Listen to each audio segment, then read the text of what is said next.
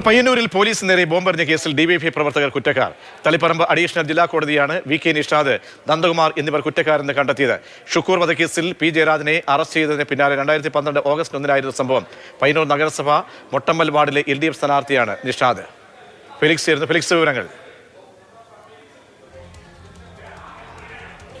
പ്രതീക്ഷ, ഈ കേസിൽ ആകെ 4 പ്രതികളാണ് ഉണ്ടായിരുന്നത്. അതിൽ 2 പ്രതികളെ വെറുതെ വിടുകയും 1, 2 പ്രതികളായ നിഷാദിനെയും നന്ദകുമാറിനെയും കോടതി ശിക്ഷിക്കുകയുമാണ് ഉണ്ടായത്.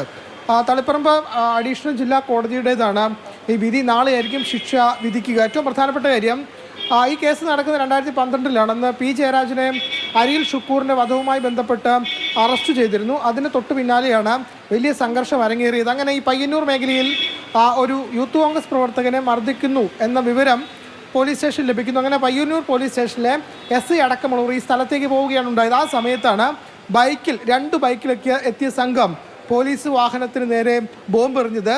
പക്ഷേ ബോംബ് പൊട്ടിയില്ല.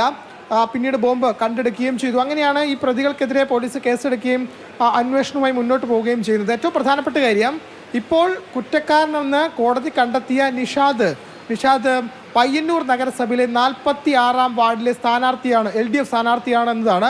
മാത്രമല്ല, നിഷാദ് പയ്യന്നൂർ DYFIയുടെ ബ്ലോക്ക് സെക്രട്ടറിയും DYFIയുടെ കണ്ണൂർ ജില്ലാ കമ്മിറ്റി അംഗവുമാണ്.